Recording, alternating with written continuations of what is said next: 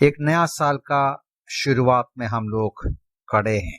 जैसा नया साल शुरू होते हैं, बहुत सारे प्रिय लोग कई प्रकार के निर्णय लेते हैं, चाहे उनका शरीर के तंदुरुस्ती के लिए कसरत के संबंध में हो या आध्यात्मिक जीवन में किस प्रकार के धार्मिक जीवन बिताने के संबंध में हो, प्रार्थना करना या वचन की पढ़ाई करना या अपने जीवन के किसी न किसी क्षेत्र में पिछले समयों में दिनों में पराजित हो, जो करने पाया पराजित हो गया, वो नए साल के शुरू में शुरू करते हैं। वो सोचते हैं एक नया साल का शुरुआत में जब शुरू करेगा, एक अच्छा शुरुआत और एक नया शुरुआत हो सकते हैं। लेकिन दुख की बात है, हम सब जानते हैं कि कई बार इस प्रकार का शुरुआत थोड़े दिनों के बाद में फिर से पराजित हो जाते हैं। फिर से इंतजार करते हैं अगले साल का कि शुरुआत करे एक और बार।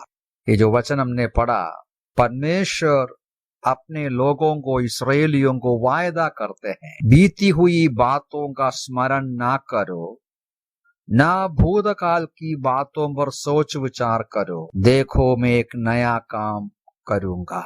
इस्राएलियों को दिया हुआ वचन है। बाबिलोन के बंधुआई में अपने देश में से उनको कब्जा कर कर बाबिलोन के राजा लेकर गया। परदेशी होकर, पीड़ित लोग होकर, बहुत ही कष्ट और क्लेश के बीच में निसहायक होकर, दुखी होकर रहने वालों का मन को दृढ़ करने के लिए, उनके मन को तसल्ली देने के लिए परमेश्वर बता रहा है, वायदा कर रहा है, मैं तुम्हारे बीच में एक नया काम करूंगा।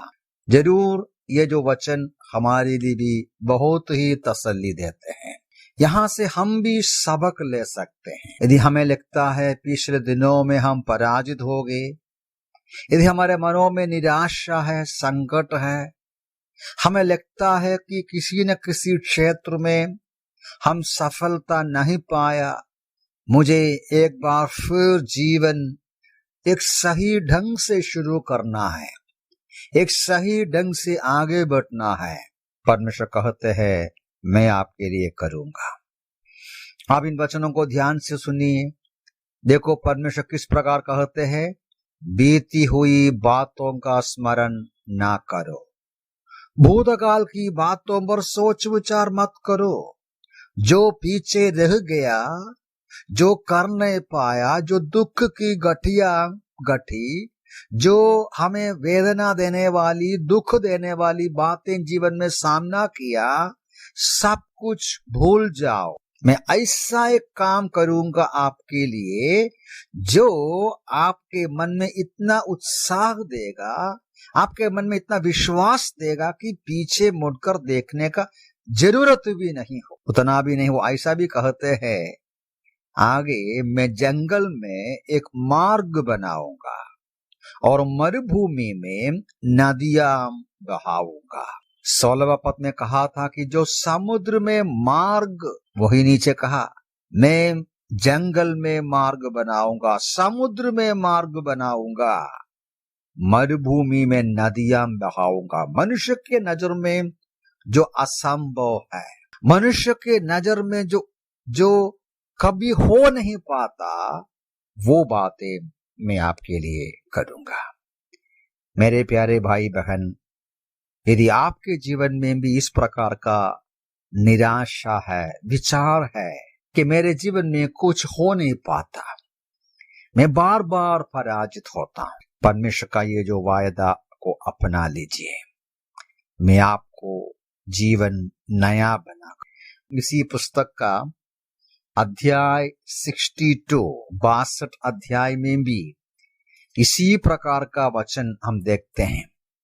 वो इस्राएलियों को कहते हैं, मैं तेरा एक नया नाम रखा जाएगा। परमेश्वर बोलते हैं आप लोगों को एक नया नाम देगा। नीचे लिखा है 4 पद में, मतलब एशिया का 62 का 4 पद में लिखा है, आगे को तो कैसा कहलाएगा, हेप्सिबा, और तेरी भूमि ब्यूला कहलाएगा। हेप्शिबा का मतलब नीचे लिखा है मेरी प्रिय, ब्यूला मतलब मैरिड है।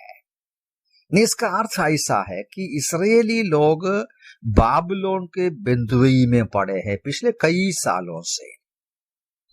वे खुद सोचा कि हमें आगे कोई जीवन नहीं है, परमेश्वर ने हमें त्याग दिया, छोड़ दिया, हम निसहायक है। आजू बाजू के लोग, बाबिलोन के लोग भी सोचा यहूदियों का सत्यानाश हो गया, परमेश्वर ने उसको छोड़ दिया। अब परमेश्वर बोलता ऐसा नहीं, तुम्हें एक नया नाम मिलेगा। लोग बोलेगा नहीं, ये लोग परमेश्वर के प्रिय लोग हैं, परमेश्वर उसको स्वीकार किया है। मुझे सुनने वाले मेरे प्रिय भाई बहन, मैं आपसे परमेश्वर का वचन के आधार पर इस बात को कहना चाहता हूं, प्रभु परमेश्वर आपका जीवन में एक नया शुरुआत करने को मदद करते हैं। महीना कौन सा भी हो, ये साल का शुरुआत हो, साल का अंत हो, उसमें कोई भेदभाव नहीं है। एक नया शुरुआत कभी भी हम शुरू कर सकते हैं। सचमुच में विजयी का जीवन कई बार का नया शुरुआत के अनुसार ही या साथ ही बढ़ते हैं। ये कैसा हो सकते हैं? यहस्केल के पुस्तक का एक वचन भी मैं आपके सामने पढ़ूंगा। ये भी इस्राएली यहूदी जो बंधुई में है उनके लिए है। परमेश्वर बोलते हैं यहस्केल उसका 11वां अध्याय 19वां पद में परमेश्वर ने इस प्रकार कहा, मैं उनका हृदय एक कर दूंगा, उनमें एक नई आत्मा डालूंगा, उनके शरीर में से पत्थर का हृदय निकालकर उन्हें मांस का हृदय दूंगा। इस्राएलियों का हृदय के अंदर परिवर्तन, कठिन कठोर हृदय को मैं बदल डालूंगा, उनका अंतःकरण में मैं बदलावट डालूंगा। नया नियम में आते समय प्रभु यीशु मसीह के द्वारा यही होता है। यीशु मसीह के द्वारा एक व्यक्ति के अंदर इसी प्रकार का अनुभव होते हैं। 2 कोरिन्थी 5:17 में, इसलिए यदि कोई मसीह में है तो वो नई सृष्टि है, पुरानी बातें बीत गई, देखो नई बातें आ गई। मेरे प्यारे भाई बहन, आप अपने प्रयास से, अपना निर्णय से एक नया शुरुआत का इंतजार करेगा या विचार करेगा, हो नहीं पाएगा। मनुष्य कितना भी बुद्धिमान हो, अपना मेहनत के द्वारा अपनी जिंदगी का सुधार जो है थोड़े समय के लिए, थोड़े दिनों के लिए होता है। थोड़ा वो सुधार ला सकता है, वो थोड़े दिनों के लिए है। सचमुच में परिवर्तन परमेश्वर ही कर सकते हैं, जो हमारे हृदय की गहराई में अपने पवित्र आत्मा के द्वारा काम करते हैं। ये संभव है जब हम हमारे पापों को कबूल करें और यीशु मसीह को हृदय में प्रभु और स्वामी के रूप में ग्रहण करें। हमारे हृदय बदल जाएगा, यीशु मसीह हमारे अंदर वास करेगा। जब हृदय बदलेगा, सोच विचार बदलेगा, हमारे मन के अंदर परिवर्तन होते जाते हैं, जिंदगी पूरा परिवर्तन होते जाते हैं। यह है परमेश्वर का नया कार्य का जो शुरुआत। बुनियादी तौर पर प्यारे भाई बहन, परमेश्वर हमारे लिए जो नई बातें करते हैं हृदय की अंदर से है। जब तक हमारा हृदय को परिवर्तन, हृदय में सुधार नहीं आएगा, हमारा परिवर्तन पूरा नहीं होता है।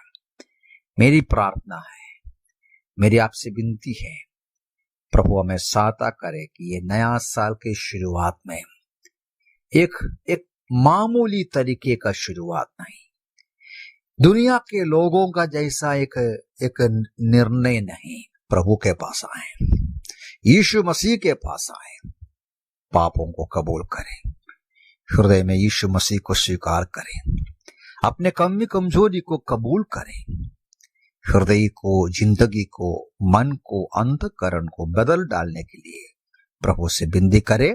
प्रभु इस वचन से हम सबको सहायता करें। प्रभु यीशु मसीह के नाम की महिमा हो।